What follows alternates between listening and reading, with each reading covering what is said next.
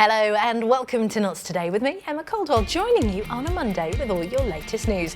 Here's what's coming up tonight. We've been to one of our city's Remembrance Day services with former servicemen as well as children from a local school. I'm excited today because it's Remembrance Day and my dad is in the army and about like respecting them and because they fought for us. And you might remember last week we spoke about the long fight of former miners over the mine workers' pension scheme. Well, I'm going to be joined shortly by one of those campaigners who's been fighting for former miners from across the country very shortly. Plus, we've been to meet the Nordic walking instructor with Parkinson's who's helping others with the disease to get out in the outdoors. I feel that fitness and exercise is the best medication that you can have. Being with like-minded people is very beneficial and really helps. And in other sports news, we will meet the incredible 77-year-old gym instructor who's still beating 20 and 30-year-olds in calisthenic competitions. Graham Parrington recently came third, look at that, in a national competition of bodyweight-based strength training against competitors more than half his age. Incredible. And of course, we'll have lots more sports news after the weekend's games, including Forest head coach Nuno Espirito Santo's reaction to their second loss of the season against Newcastle yesterday. We lost the game, but we learned lessons that we always have to be organised, balanced, to not allow the counter-attacks that Newcastle made that were lethal for us. Next, to mark Remembrance Day, one Nottingham town brought together school children and local residents to take a moment's silence for our fallen soldiers.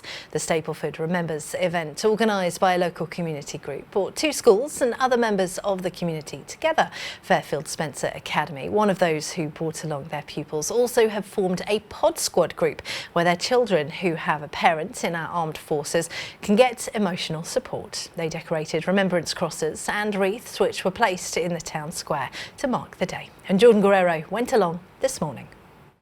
A moment of silence amongst local residents and school children to remember those fallen in the conflict. School children from both William Lilly Primary and Fairfield Spencer Academy decorated their remembrance crosses and wreaths to commemorate the day, and they gathered here to pay their respects too.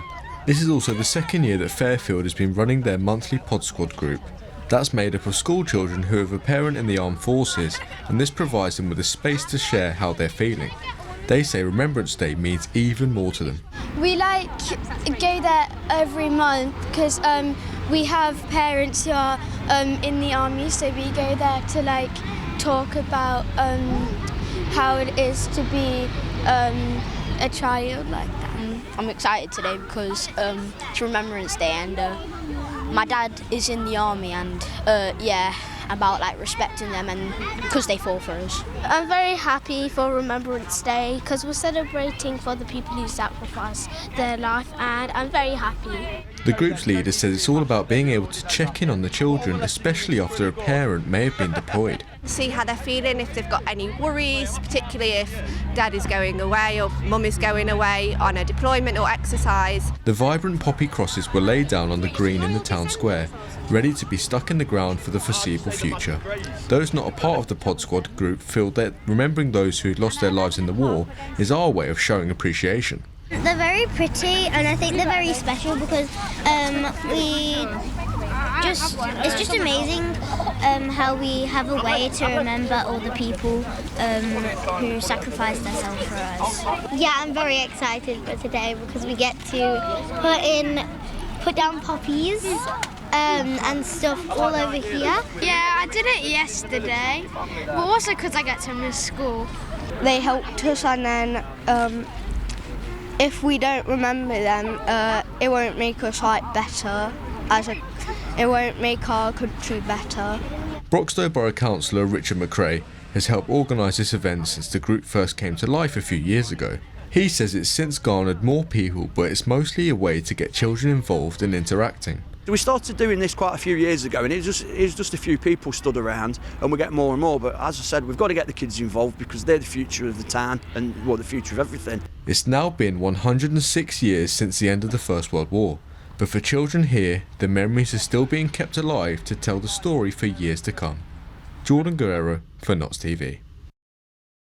All that and loads more coming up just for you. But first, a long-standing fight by former miners right here in Notts and all around the country too to recover some of their pension pot has finally started to pay off. Campaigners have been trying to recover surplus cash in the mine workers' pension schemes for the past 30 years.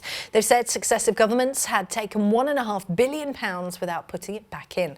Well, earlier this month, a manifesto pledge by the Labour Party Chancellor Rachel Reeves confirmed this cash will be given back to members, benefiting them to the tune of about £29 a week. And one such campaigner is Mick Newton, who is here to tell us how he feels about the news. Mick, thank you for joining us. First of all, let's just go back to 1994. What happened when British Coal was privatised? Well, the government came in and said, we want to protect your pension through what they called a government guarantee, which basically gave them 50% of all future investment surpluses from our pension fund. It's actually a lot more than 1.5 billion. They've taken over £5 billion since 1994. The 1.5 billion that's coming back to us is very welcome, but there's a lot more to go. There's a lot more to be done. And why has it been such a long fight for former miners over the mine work pension scheme? Why has it been such a big, 30 years of fighting, it's a lot. Well, I think it was because the miners were defeated. Right. We was defeated in the 80s during the miners' strike, and after that in the early 90s we was fighting pit closures once again. So the pension scheme took a back seat, if you like, compared to trying to save some of the pits. So that's why it's taken a long time. There were noises that were being made, especially in Westminster, about the agreement and how it was affecting our pension fund. But nobody really picked up and ran with an intense campaign, which we did 10 years ago. And fortunately enough, it's paid off. Yeah, absolutely, and well done to you. Now, it was almost 2 weeks ago that Chancellor Rachel Reeves announced that the entirety of the mine workers' pension scheme would be handed over to members. The pot, as you say, currently worth £1.5 billion. What's your reaction to that announcement? I was ecstatic because we did have a Labour pledge in the manifesto that they would do that, but there wasn't much detail in that manifesto commitment. So to then get a Labour government into power and for them to commit themselves to that Labour manifesto pledge was just brilliant. It's not over until it's over. And a lot of people, including myself, was quite dubious if it would get enacted once in power. And I come from a mining family myself, but if people aren't involved in mining, what kind of figures are we talking about? How many people is this going to affect in Nottinghamshire, for example? Well, if I can just turn the clock back, because over the last 10 years, sadly, we lose between 6,000 and 8,000 mine workers and widows every single year. So unfortunately, we've lost 70,000 mine workers and widows over the past 10 years while we've been fighting for this. And some of those were very, very good campaigners from Wales, North West, Yorkshire, Kent, Staffordshire, Nottinghamshire, the East Midlands. So it's with a tinge of sadness. It's bittersweet in a lot of ways, but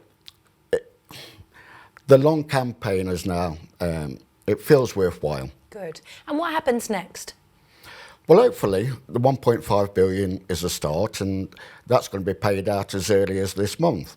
At the back end of this month, mine workers and widows will be getting a 32% increase, and which is massive. It's massive. 32% is really, really good. And but there's a lot more to do. There's a long way to go yet, because Ed Miliband said that we would get another 660 million back into the fund on top of the 1.5 billion.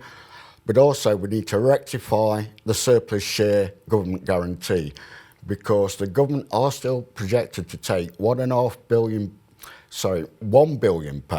over the next 6 years, almost £150 million each and every year. So we've got to stop that. We've paid for the guarantee. The government's had £5.5 billion over the past 30 years. It's time that we reclaimed all that. And Mick, if there are people that are watching right now and thinking, actually, I need to know more, I want to get involved, this is part of my family's money, where can they find out more? Well, if they go on Facebook, there is a campaign group called the National Mine Workers Pension Campaign. It's as easy as that. Yeah, brilliant. And they can sign up to that and obviously get involved. Absolutely. We've done all the legwork of raising the 100,000 petition and getting the select committee inquiry. Yeah. So I think at the moment it's all about people negotiating. That's exactly it. Mick, thank you very much for joining us and telling us more about that. Time for some more news headlines now, and tributes have been made by the family of a man who died last Monday after being hit by a car. 23-year-old Kane Parker, also known as Kenny Fitzpatrick, was pronounced dead at the scene at around 11 p.m. on the 6th of November. His family said he was a son whose mum is distraught. He's torn her world apart, losing him so young. He was an uncle to many and a friend, and was also expecting a daughter in early 2025. Everything Kenny did in the last few months of his life was for his daughter. He was devoted to making himself a better life for his baby girl. And Nottinghamshire Fire and Rescue has reduced its gender pay gap, but says more women are needed in senior roles to encourage others to climb the ladder. At a meeting on Friday, the service said they've reduced the pay gap from 12.53% to just over 5% since last year. But that's 60% of the 133 women who work for the service are in support and office-based roles, with just 11% in firefighting roles. Time for us to go for a short break now, but when we come back, we have plenty more on the way and a whole heap of sport too. So we'll see you in just a few seconds. Bye-bye.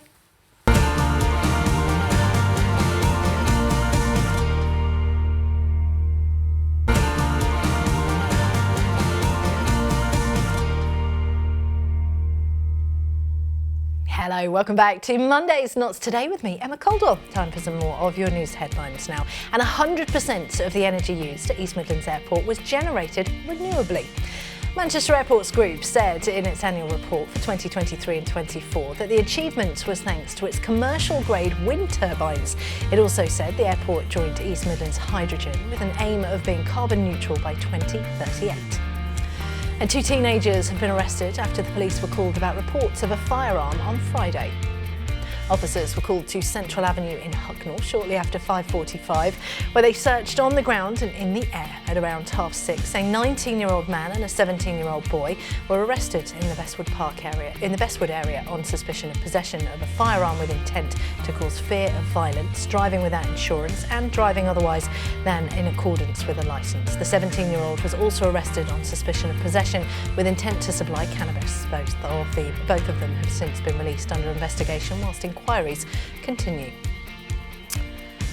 And we're talking fitness now, and whether you say you're too tired, busy or ill to get your muscles moving, well, this next guest will show that you have no excuses, as he has just been shortlisted for the National Fitness Awards at 77 years old.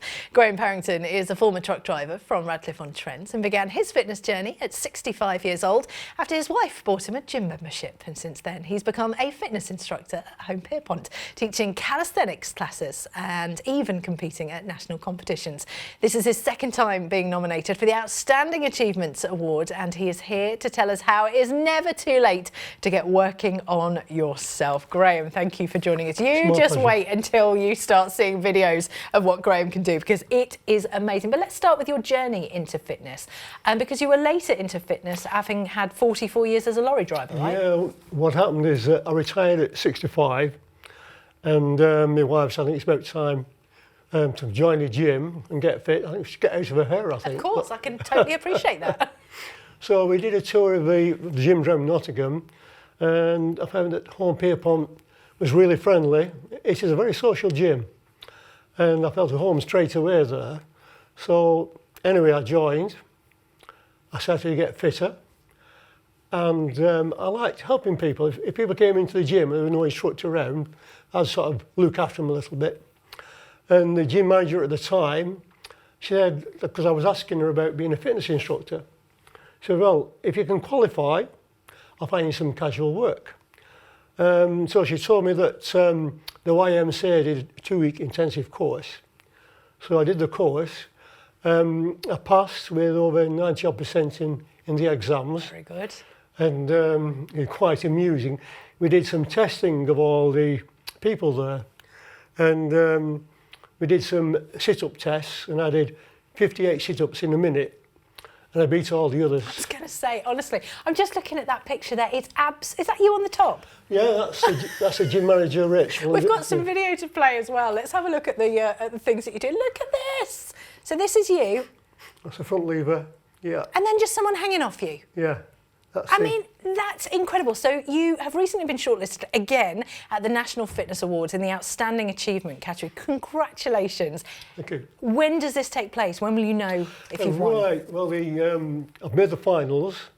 I've done some things about the ask all these questions, etc. And the finals is on the 29th of November. Brilliant. At the Athena in Leicester.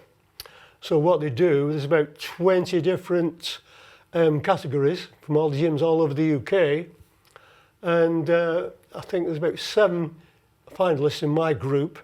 So then what they do, it's a sit-down meal as well, and then it's some entertainment, and then they do all the announcements of the winners. And do you know what I love about this? Because you also recently placed 3rd in the UK Calisthenics Organisation Midlands Championship, but you're not like competing in senior events. The next youngest person was 36. You're 77. It is very amusing. That's why they really like me going these events. I bet they do. Just to show.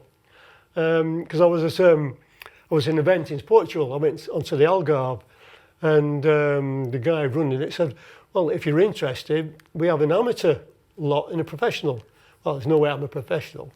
And in the amateur, I came 2nd in that. I mean, unbelievable. So. And if you were talking to people who wanted to kind of start their fitness journey, what would you recommend? Right. Well, basically, if people move, just walking's a good start. Yeah. And with the things that I teach, you've got progressions and regressions. So just as they can see me doing something like that, it doesn't mean to say that, oh, I've got to be able to do that or anything like that. There's ways we can train into that, the front lever tuck, core sit-ups, there's all sorts of different things. And in the classes I teach, at the end of it, we do different training things, and I'll try and teach them a skill. I love that. So you're never too late. No. Excellent. I love that. Graham, I could talk about this all the time, but we've run out of time. Congratulations on the nominations. Let us know how you get on. Appreciate you coming in. Can I just say, quickly, this is for my gym manager. I love a bit of flexing. I love that. You've got to come on telly and do a bit of flexing, haven't you? Now we are speaking more about fitness, and of course winter can often be a different time to get motivated to get outdoors and exercise, but that isn't stopping one Nottingham resident from getting people active. Christine Stanley was diagnosed with Parkinson's 7 years ago, but has since gone on to become a Nordic walking instructor after running free walking sessions in the city. She's gone to Newark to get more people with the disease to make the move towards health and fit happiness, as Jack Sims reports. With winter fast approaching, many might not like the idea of getting up early and going outside. But for Christine Stanley, there is never a bad time to stay active. She is a British Nordic walking instructor, a form of activity which originated in Finland. This exercise helps skiers and athletes keep fit during the summer months, with poles working out their entire body as they walk. But it also has a double benefit for Christine, because she's living with Parkinson's disease and uses the activity to keep fit. She is Britain's first female Nordic walking instructor living with the disease and has started running sessions at Newark's Sconson Devon Park. Here, she provides warm-ups and equipment free of charge and says since her diagnosis, being outdoors has helped her cope with the condition. I feel that fitness and exercise is the best medication that you can have. I was lucky because I was very fit when I was told. I was a marathon runner, but people with Parkinson's, some people don't know where to go. They need encouragement, just to give them the inspiration to come along. If they come along to a group once, that's usually just the way to start. And being with like-minded people is very beneficial and really helps with the confidence of people with Parkinson's. The disease is the fastest growing neurological condition in the world, breaking down nerve cells in the brain that cause difficulty in mobility and tremors. Parkinson's UK, just one of the organisations funding these sessions, says it currently affects about 2,400 people in Notts. At least 310 of those are from the Newark and Sherwood area, which is why local organisations, like the town's Rotary Club, are also backing the sessions. And for those treating the condition, it's hoped exercises such as Nordic walking can help alleviate symptoms, as well as improve mental well-being. Well, I believe there are physical and mental health benefits to being active, and Nordic walking seems to tick a lot of boxes. Keep moving, it lubricates your back, keeps you moving. Nearly everyone who came to the group leaves feeling better at the end of an hour. So yeah, there is something about exercising with others that's very inspiring. These sessions will be running throughout the winter, with more instructors hoping to take up the reins in the new year. But for many here, Nordic walking is just another way that those living with Parkinson's can keep putting one foot in front of the other. Jack Sims for Notts TV. Next, Nottingham Forest head into the international break on the back of a loss after Newcastle visited the City Ground yesterday. Central defender Murillo scored his first goal in the Garibaldi Reds in the first half, but after the break, the visitors got back into the game, which finished 3-1. Head coach Nuno Espirito Santo said there are plenty of lessons to be learnt from the fixture. First of all, we played a good team. It was a good game. We played a good team, a team that was strong, created a lot of problems even in the first half with their possession. They created chances. We defend well, but we're not able to go out and produce. And in second half, I think we started well. We had a good moment, but then in the corner, and then after that, I think we taste something of the things that we've been doing. So I think we lost the game, but we learned lessons that we always have to be organised, balanced, to not allow the counter-attacks that Newcastle made that were lethal for us. Mansfield Town also lost on the weekend as they travelled to North Wales to play Wrexham. Before the match, the Stags were just 1 point behind Wrexham, who have stayed third in the league, but Mansfield have now dropped down to 7th. Manager Nigel Clough said they produced some quality football, but just didn't have the final finish. Yeah, we did. We put a lot of good balls in the box, and I think it was us controlling in the game and pressing. We're just looking for that really good pass, cross or whatever, but it was in the second half, I think, where we really ramped it up. Ended up hitting the bar twice, and just I think Aaron Lewis got into a good position, just didn't quite link up with Fraser Blake Tracy, and Hiram Boateng had a good chance to play somebody through. Aaron thought he scored with a rebound when the goalkeeper made the save as well, so unbelievably close to getting an equaliser and maybe even then going on winning it. Meanwhile, Notts County kept their third place in League One after they drew 1-1 with fourth place Doncaster away on Saturday. They sit just 3 points behind top of the league Port Vale and only 2 goals behind second Walsall, and play Leicester under-21s tomorrow night in their final EFL Trophy Group game. Now let's take a look at your picture of the day, and here's a shot of Arthur Nev Barrett, who was remembering his father today outside his home in Reneth. Thank you so much for sending that one in. And as for your weather, we've been seeing some sunshine today at last, keeping the skies relatively clear as we head into tonight, dropping to lows of 5 degrees. Tomorrow we'll see some cloud, but that should clear to give us some sunny spells by the afternoon, with highs of 11 and lows of 4 looking ahead to Wednesday, and it will be mostly cloudy with highs of 10 and lows of 6. We're off for a break now, but don't go anywhere, because when we come back, I'll be speaking to some of the members of a local military wives choir, as well as looking at what you can get up to in our city tonight. See you in a sec.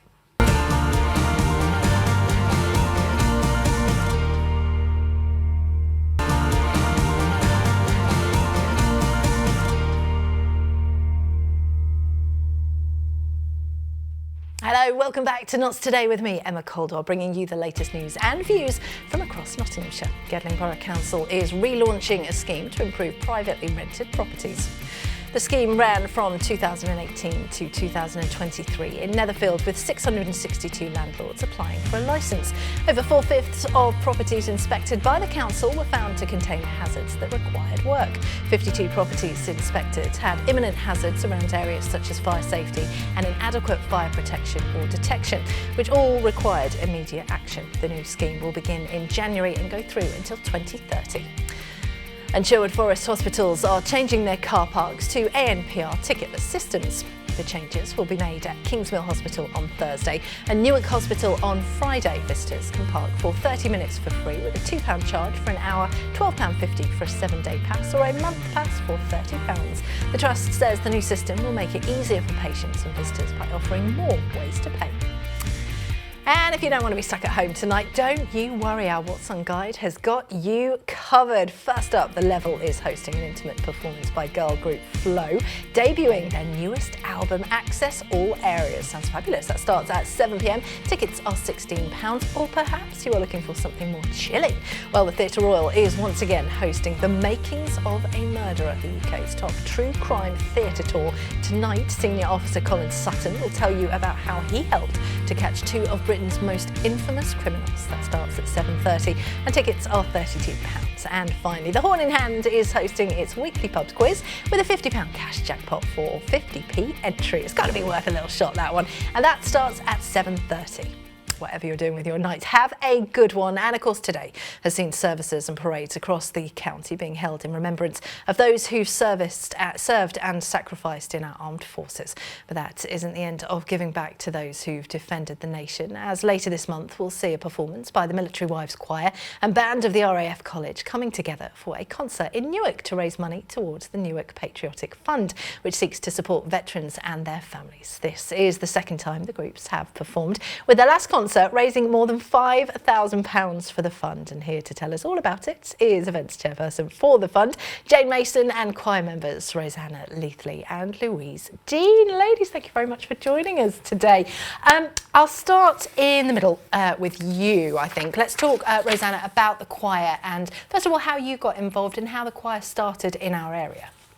So a lady called Nicola Swan, she founded the choir 12 years ago. So we celebrated our 12th birthday on the 2nd of October. Happy birthday. Thank you. So we celebrated with cake. Once a month we have our social, so we don't just sing, we also have cake, and that's a good way of the ladies coming together.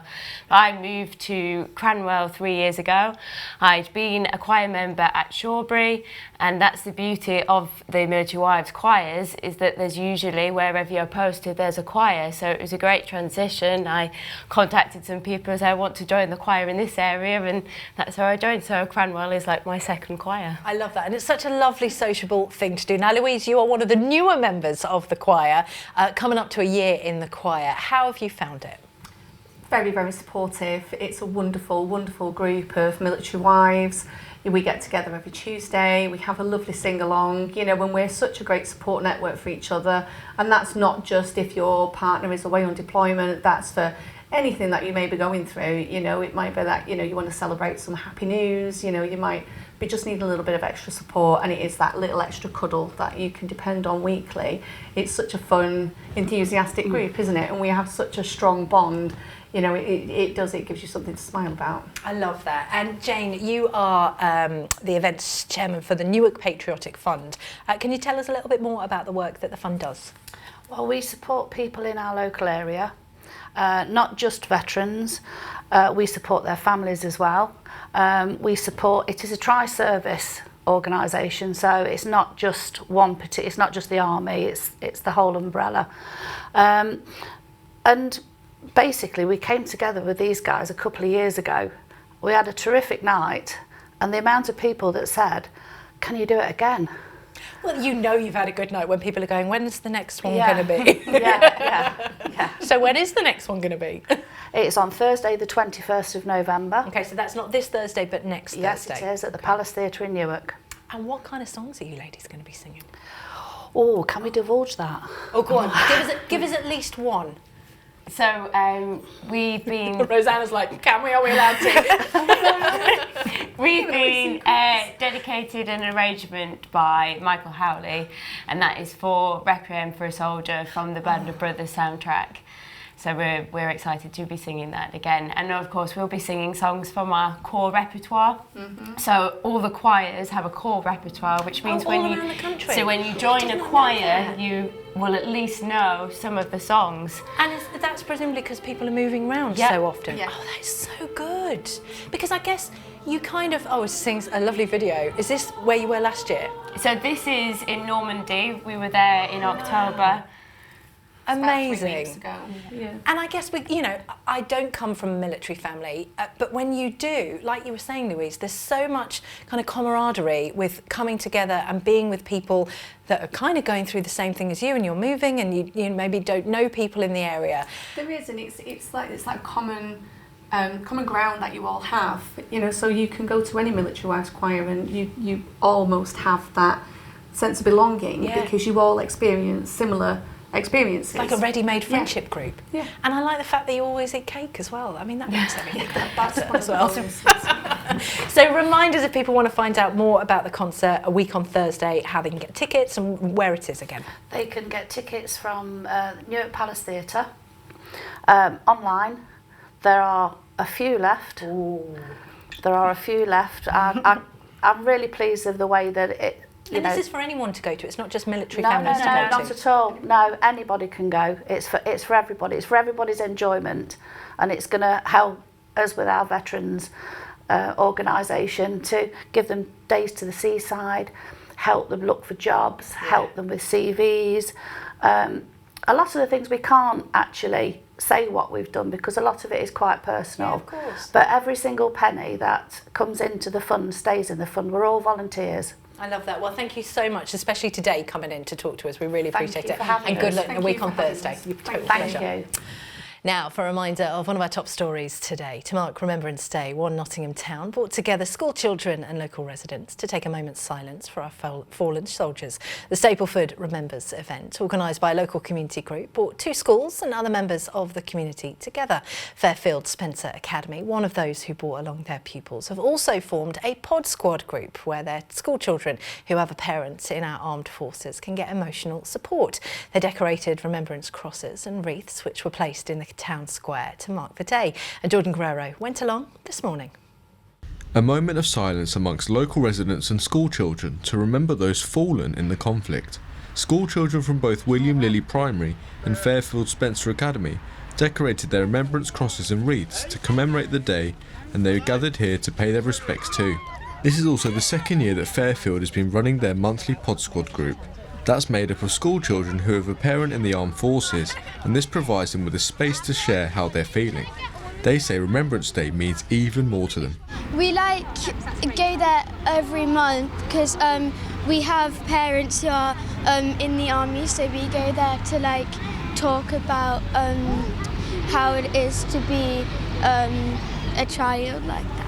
I'm excited today because it's Remembrance Day and my dad is in the army and about respecting them and because they fought for us. I'm very happy for Remembrance Day because we're celebrating for the people who sacrificed their life, and I'm very happy. The group's leader says it's all about being able to check in on the children, especially after a parent may have been deployed. See how they're feeling, if they've got any worries, particularly if dad is going away or mum is going away on a deployment or exercise. The vibrant poppy crosses were laid down on the green in the town square, ready to be stuck in the ground for the foreseeable future.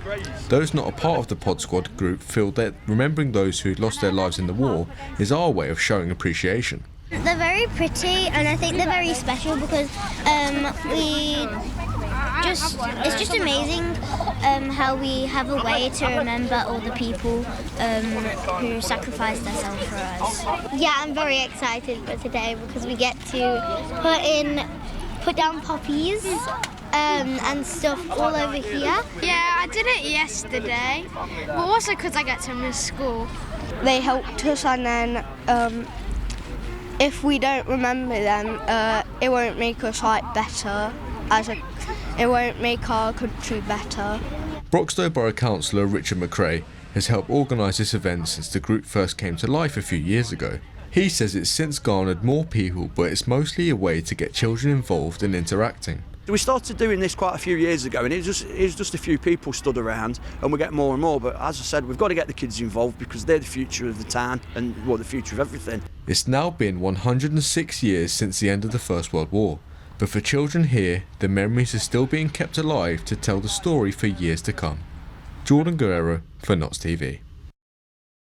Thanks, Jordan. Time for some more of your news headlines now. And a serial shoplifter has been jailed for 24 weeks and ordered to pay £1,000 in compensation after stealing items including cigarettes, steaks and even advent calendars. 39-year-old Warren Staniforth of no fixed address was caught stealing around £150 worth of advent calendars as well as alcohol and coffee. After being arrested, Staniforth was then linked to other thefts and using stolen credit cards.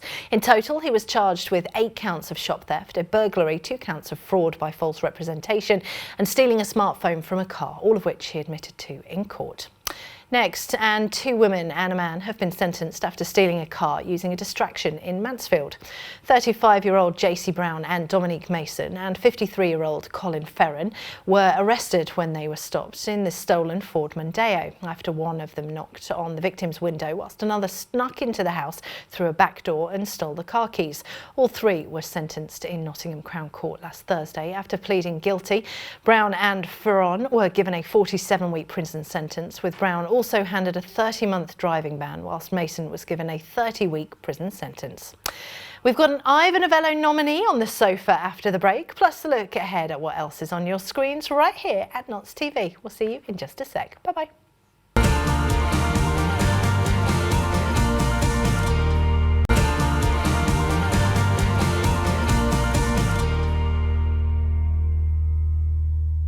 Hello, welcome back to Notts Today with me, Emma Caldwell. Thank you for watching. Hope you're all right today. Let's have a look at some more of your news from across the county now. Plans for a gravel and sand pit are expected to be considered next year. The company London Rock Supplies previously sought permission to open a pit in the fields just off the A453 between Clifton and Bard in Fabis, but plans were shelved in 2022 after complex environmental issues could not be resolved. Campaigners said the plans would have been a detriment to the area, and Nottinghamshire Wildlife Trust, which runs Attenborough Nature Reserve, also opposed the plans. A new firm has since proposed its own plans for the site, which predominantly sits within Nottinghamshire but also goes outside of the city borders, to extract 2.5 million tonnes of sand and gravel. Next, and Nottingham Castle's Christmas market, organised by It's in Nottingham, will return at the end of this month. Over 70 independent businesses will be inside the castle grounds, selling food, drink and festive gifts too. There will also be live entertainment, interactive performances, crafts, free face painting and a carousel too. Tickets for Saturday the 30th of November and Sunday the 1st of December cost £1 for everyone, including babies and children, and can be bought on the castle website. Moving on now, and a former Notts mine has been turned into a community garden for insects and plants after a family bought the land to return it to nature. Rachel Gravett and her son Matty Harrison worked together on the land in Strelly, known locally as The Field, which was an open cast mine until it closed decades ago. But they're working to restore it, funded through National Lottery support, and they want to make the land a haven for wildlife education, including bringing local schools on board too. And part of their offering is the new Gardining session, where people learn about the land and eat food over a campfire. Sounds fabulous. And last week we went down to meet Matty and his mum Rachel. Take a look. I think I was maybe at times a bit embarrassed, you know, like when I see my mum like diving into bins to like pull out recyclables and stuff. And you know, that's very much been the past I have. But now it's one of those classic things where as you get older and maybe you mature a little bit and you start to appreciate the real sort of value of your parents' opinions and what they've passed on. And now, you know, I'm so glad that the sort of groundwork has been set. We've set up with the National Lottery funding a weekly volunteering we call Gardining, very smart, which is every Monday we do 2 hours of volunteering on the site, and then we cook for everyone over a campfire, and for 2 hours we eat together, so it's social. I've just always wanted to see a bit more wildlife because I've seen, you know, when you're as old as I am, you've seen it declining over the years. You've seen fewer insects, fewer hedgehogs, fewer rabbits even in this field, and just wanted to try and reverse it just a tiny bit. People love being outside in nature, and I think some people don't know that they love being outside in nature, so we're trying to get more people involved so that they can have access to nature. And I do think a lot of people don't feel that there's a bit of a barrier between them going out into nature, so we want to try and do what we can to reduce that.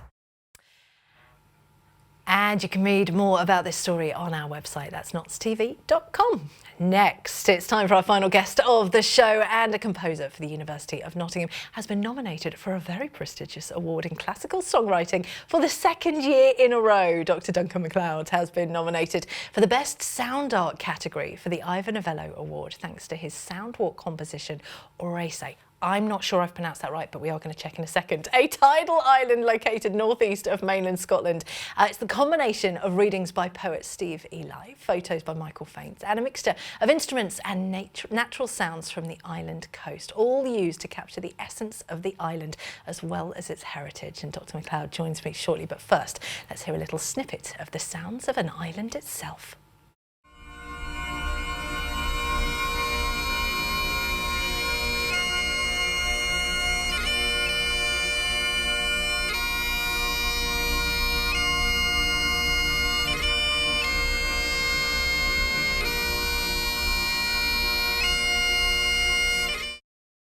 And I'm very pleased to say Dr. Duncan McLeod joins me now. Honestly, I love hearing that because we had you on last year as well for your first nomination. I mean, I know. Every year you can come back with another nomination. Let's talk about the pronunciation first. Sure, of Go course. on.